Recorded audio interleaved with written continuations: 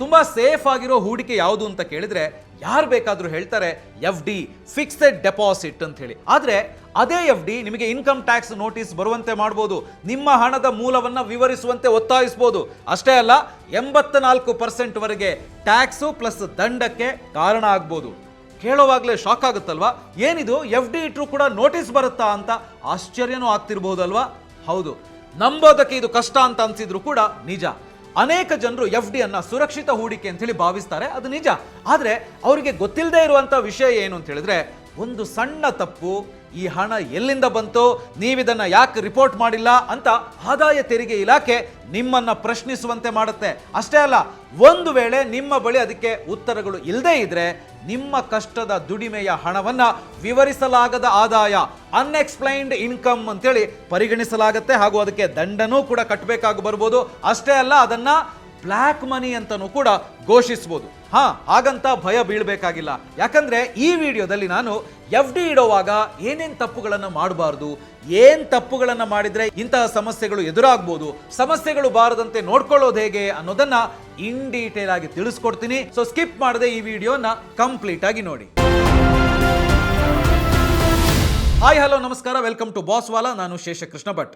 2026ರಲ್ಲಿ F D fixed ಡೆಪಾಸಿಟ್ಗೆ ಇರುವ ಹೊಸ ನಿಯಮಗಳು ಯಾವುವು ಅದನ್ನೇ ನಾನು ಈ ವಿಡಿಯೋದಲ್ಲಿ ಡೀಟೇಲ್ ಆಗಿ ನಿಮಗೆ ತಿಳಿಸ್ತಾ ಹೋಗ್ತೀನಿ. ಸೊ ಇಲ್ಲಿ ಮುಖ್ಯವಾಗಿ ಒಂದು ಆರ್ಥಿಕ ವರ್ಷದಲ್ಲಿ ನೀವು ಎಫ್ ಡಿಯಲ್ಲಿ ಎಷ್ಟು ಹೂಡಿಕೆ ಮಾಡಬಹುದು, ಯಾವ ಹಂತದಲ್ಲಿ ನಿಮ್ಮ ಎಫ್ ಡಿ ಬಡ್ಡಿಯ ಮೇಲೆ TDS ಅನ್ನ ಕಡಿತಗೊಳಿಸಲಾಗುತ್ತೆ, ಮತ್ತು ಆ TDS ಇದೆಯಲ್ಲ, ಆ TDS ಅನ್ನ ನೀವು ಹೇಗೆ ತಪ್ಪಿಸಬಹುದು, ಹಾಗೆಯೇ ಫಾರ್ಮ್ 15G ಅಥವಾ 15H ಅನ್ನ ಯಾವಾಗ ಮತ್ತು ಹೇಗೆ ಸಲ್ಲಿಸಬೇಕು, ಪ್ರಮುಖ ಎಫ್ ಡಿ ತಂತ್ರಗಳು ಯಾವುವು, ಮಲ್ಟಿಪಲ್ ಎಫ್ ಡಿಗಳನ್ನ ಬಳಸಿ TDS ಅನ್ನ ತಪ್ಪಿಸೋದು ಹೇಗೆ, ಮತ್ತು ಎಫ್ ಡಿ ಲ್ಯಾಡ್ರಿಂಗ್ ಅನ್ನ ಹೇಗೆ ಬಳಸೋದು, ಎಲ್ಲವನ್ನು ಕೂಡ ನೋಡ್ತಾ ಹೋಗೋಣ ಈ ವಿಡಿಯೋದಲ್ಲಿ. ಸೊ ಮೊದಲನೇದಾಗಿ ಎಫ್ ಡಿ ಹೂಡಿಕೆಯ ಮಿತಿ ಬಗ್ಗೆ ನಾವು ನೋಡಬೇಕು. ನೋಡಿ, ಒಂದು ಆರ್ಥಿಕ ವರ್ಷದಲ್ಲಿ ನೀವು ಗರಿಷ್ಠ ಎಷ್ಟು ಎಫ್ ಡಿ ಅನ್ನು ಹೂಡಿಕೆ ಮಾಡಬಹುದು ಮತ್ತು ಯಾವ ಮೊತ್ತದವರೆಗೆ ಇನ್ಕಮ್ ಟ್ಯಾಕ್ಸ್ ಇಲಾಖೆಯಿಂದ ಯಾವುದೇ ನೋಟಿಸ್ ಅಥವಾ ಮೆಸೇಜ್ ಬರೋದಿಲ್ಲ ಅಂತ ಹೇಳುವಂಥದ್ದನ್ನ ಈಗ ನೋಡೋಣ.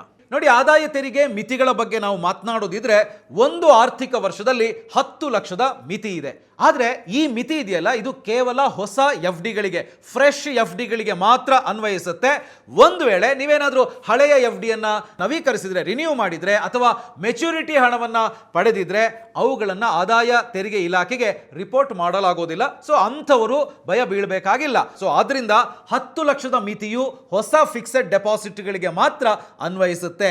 ಮತ್ತೊಂದು ಪ್ರಮುಖ ಅಂಶ ಏನು ಅಂತ ಹೇಳಿದ್ರೆ, ಈ ಮಿತಿಗಳು ಬ್ಯಾಂಕ್ ನಿರ್ದಿಷ್ಟವಾಗಿವೆ. ಅಂದ್ರೆ ಬೇರೆ ಬೇರೆ ಬ್ಯಾಂಕ್ಗಳ ಎಫ್ ಡಿಗಳನ್ನ ಇಲ್ಲಿ ಒಟ್ಟಿಗೆ ಸೇರಿಸಲಾಗೋದಿಲ್ಲ.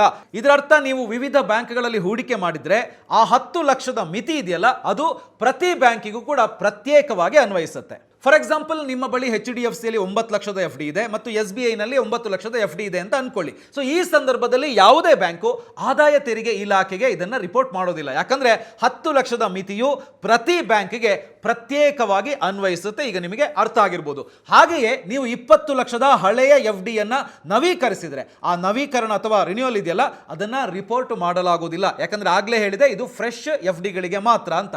ಬ್ಯಾಂಕುಗಳು 10 ಲಕ್ಷಕ್ಕಿಂತ ಹೆಚ್ಚಿನ ಹೊಸ ಎಫ್ ಡಿ ಮಾತ್ರ ರಿಪೋರ್ಟ್ ಮಾಡ್ತವೆ ಅಂತೇಳಿ ನಾನು ಈಗಾಗಲೇ ಹೇಳಿದೆ. ಸೊ ಗಮನಿಸಿ, ಇದು ಹೂಡಿಕೆಯ ಮೇಲೆ ಯಾವುದೇ ನಿರ್ಬಂಧವನ್ನ ಹೇರೋದಿಲ್ಲ.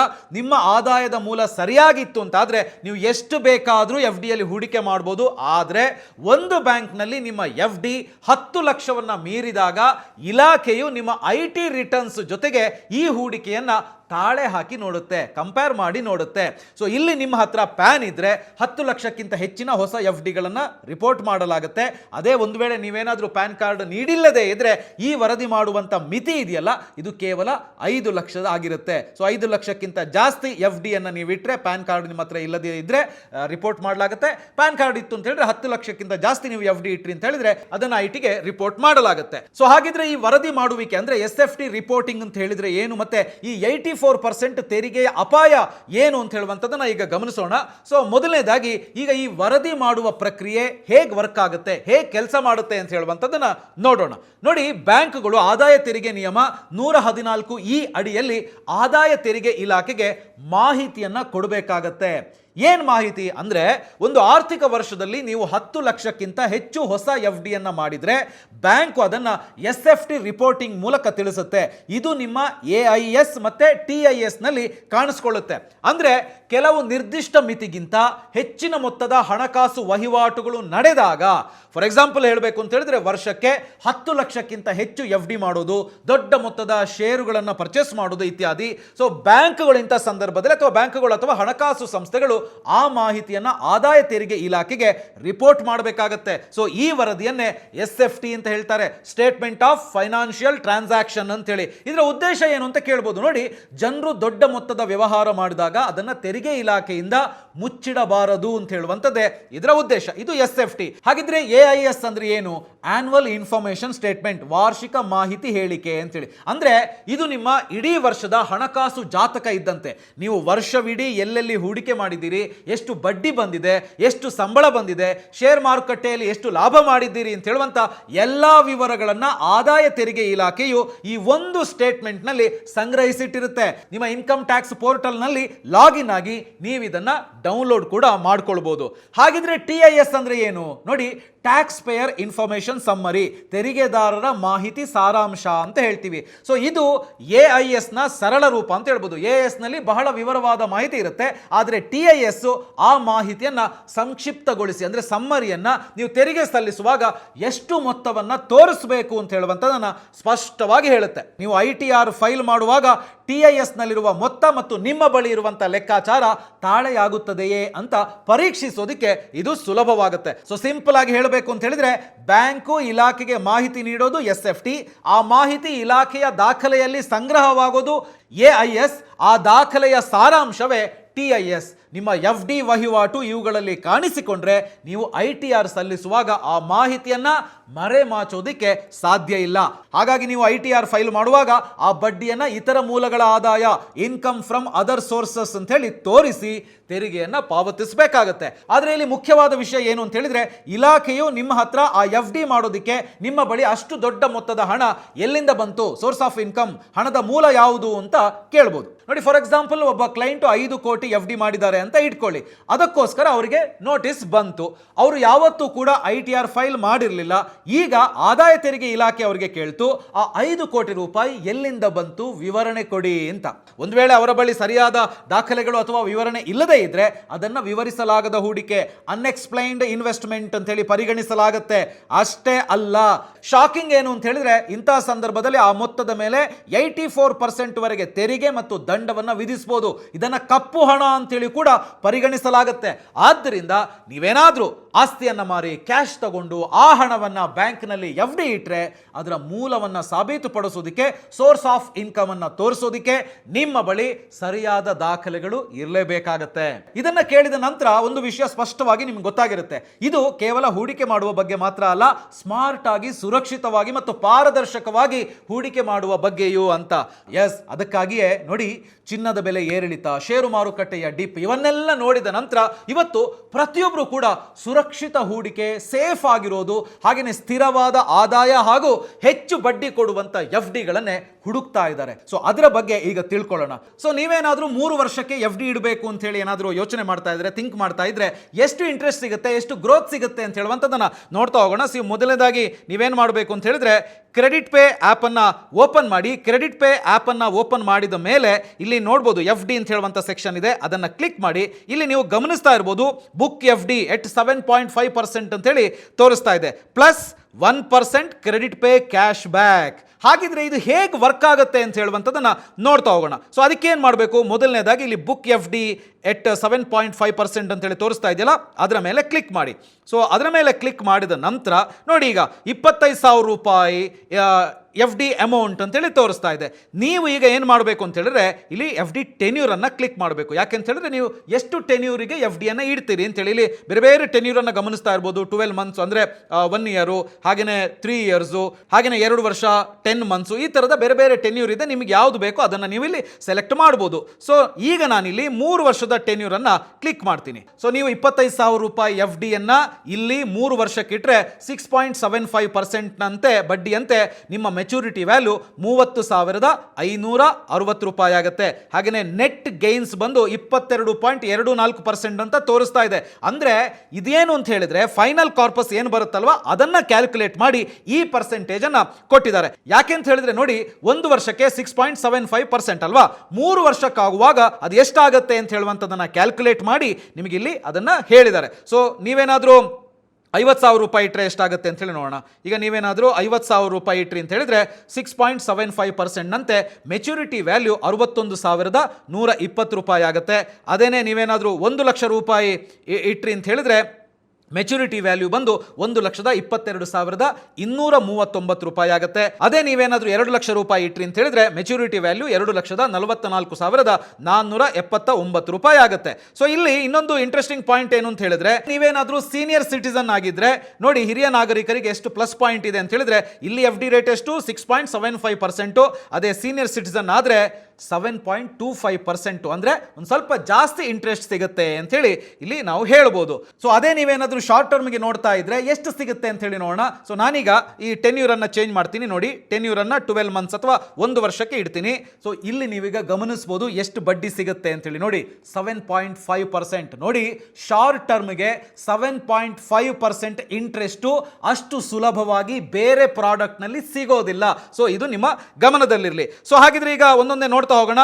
1 ಲಕ್ಷ ರೂಪಾಯಿ ಎಫ್ ಡಿ ಅನ್ನ ಇಲ್ಲಿ ಇಟ್ರೆ ಎಷ್ಟು ಸಿಗುತ್ತೆ? 7.5% ಅಂತೆ ಇಂಟ್ರೆಸ್ಟ್ ಲೆಕ್ಕ ಹಾಕಿದಾಗ 1,07,714 ರೂಪಾಯಿ. ಸೊ 2 ಲಕ್ಷ ರೂಪಾಯಿ ಎಫ್ ಡಿ ಇಟ್ರೆ 2,15,427 ರೂಪಾಯಿ ಸಿಗುತ್ತೆ. ಸೊ ಅದೇ ತರ ನೀವೇನಾದ್ರೂ 25,000 ರೂಪಾಯಿ ಎಫ್ ಡಿ ಇಡ್ತೀರಿ ಅಂತ ಹೇಳಿದ್ರೆ 26,928 ರೂಪಾಯಿ ಸಿಗುತ್ತೆ. ನೋಡಿ, ಎಫ್ ಡಿ ಆಫರ್ ಅನ್ನೋದು ಇದೆಯಲ್ಲ, ಇದು ಕ್ರೆಡಿಟ್ ಪೇ ಆಪ್ ಮತ್ತು ಯುನಿಟಿ ಸ್ಮಾಲ್ ಫಿನಾನ್ಸ್ ಬ್ಯಾಂಕು ಇಬ್ರು ಕೂಡ ಸೇರಿ ಕೊಡ್ತಾ ಇರುವಂತ ಆಫರ್. ಸೊ ಈ ಆಫರ್ ಏನು ಅಂತ ಹೇಳಿದ್ರೆ, ನೀವು ಯುನಿಟಿ ಸ್ಮಾಲ್ ಫಿನಾನ್ಸ್ ಬ್ಯಾಂಕ್ ನಲ್ಲಿ ಎಫ್ ಡಿ ಓಪನ್ ಮಾಡಬೇಕು ಅಂತ ಹೇಳಿದ್ರೆ ಕ್ರೆಡಿಟ್ ಪೇ ಆಪ್ ಮೂಲಕನೇ ನೀವು ಎಫ್ ಡಿ ಅನ್ನು ಓಪನ್ ಮಾಡಬೇಕಾಗುತ್ತೆ. ಇನ್ನೆಲ್ಲ ನೋಡಿ, ನೀವು ಎಷ್ಟು ಎಫ್ ಡಿ ಇಡ್ತೀರೋ ಅದಕ್ಕೆ 1% ಕ್ರೆಡಿಟ್ ಪೇ ಕ್ಯಾಶ್ ಬ್ಯಾಕ್ ಕೂಡ ಸಿಗುತ್ತೆ. ಸೊ ಇಲ್ಲಿ ಈಗ 25,000 ರೂಪಾಯಿ ನೀವು ಎಫ್ ಡಿ ಇಟ್ರಿ ಅಂತ ಹೇಳಿದ್ರೆ ನೋಡಿ, ಅದಕ್ಕೆ 250 ರೂಪಾಯಿ ಕ್ರೆಡಿಟ್ ಪೇ ಕ್ಯಾಶ್ ಬ್ಯಾಕ್ ಸಿಗುತ್ತೆ. ಸೊ ಅದೇ ತರ ನೀವೇನಾದ್ರೂ 1 ಲಕ್ಷ ರೂಪಾಯಿ ಎಫ್ ಡಿ ಇಟ್ರಿ ಅಂತ ಹೇಳಿದ್ರೆ ಅದಕ್ಕೆ ನಿಮಗೆ 1,000 ರೂಪಾಯಿ ಕ್ರೆಡಿಟ್ ಪೇ ಕ್ಯಾಶ್ ಬ್ಯಾಕ್ ಸಿಗುತ್ತೆ.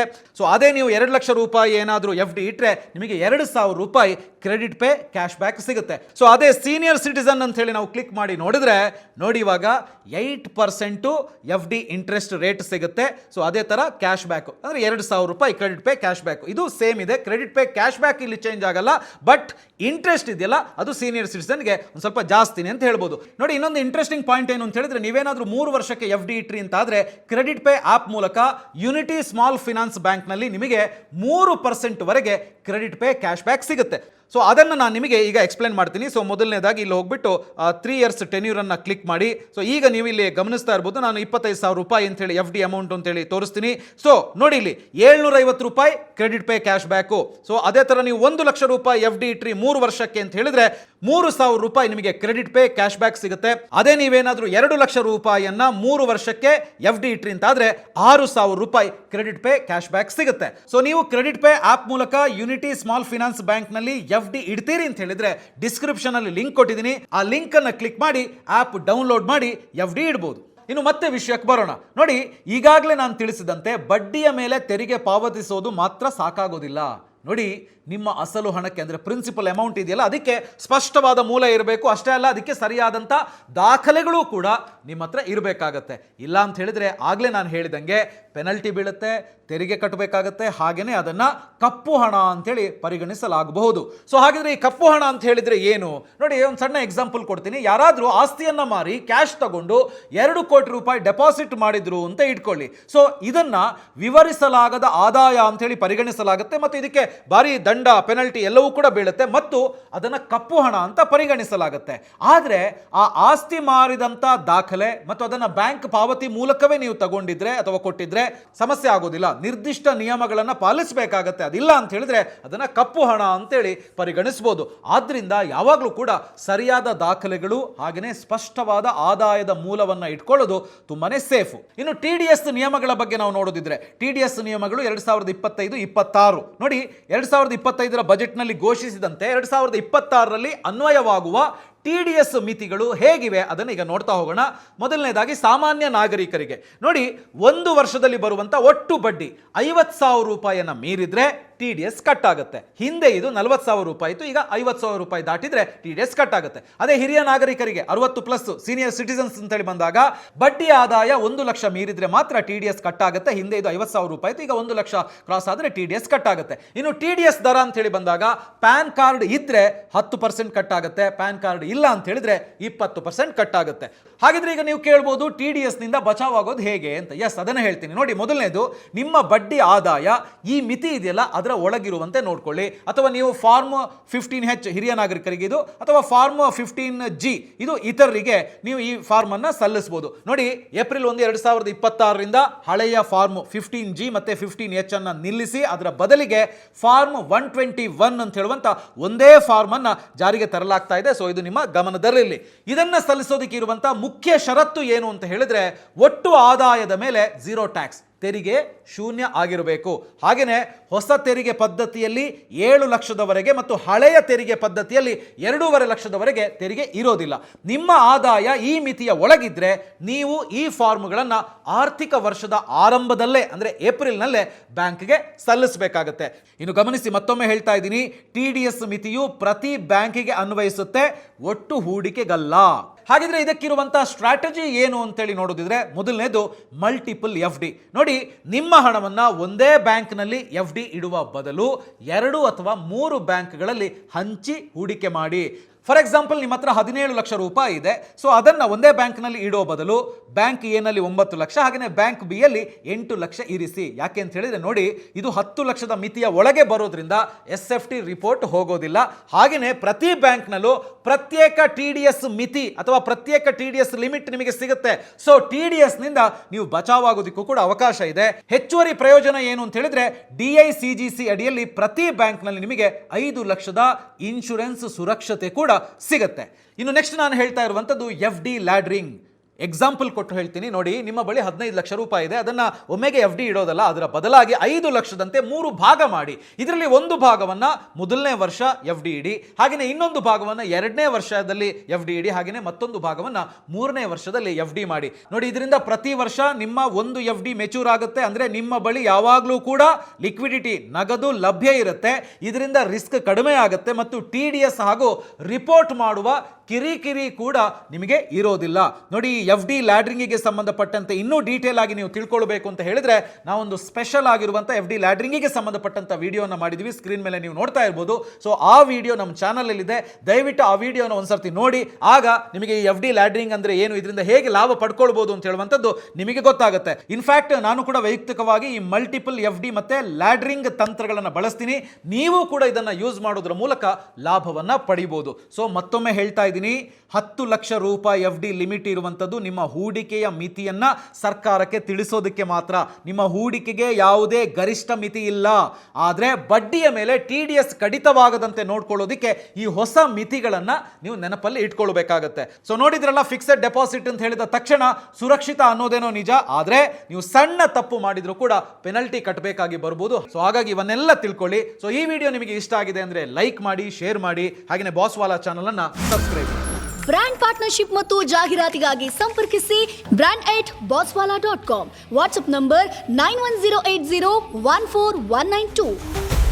Bosswala. Be the boss.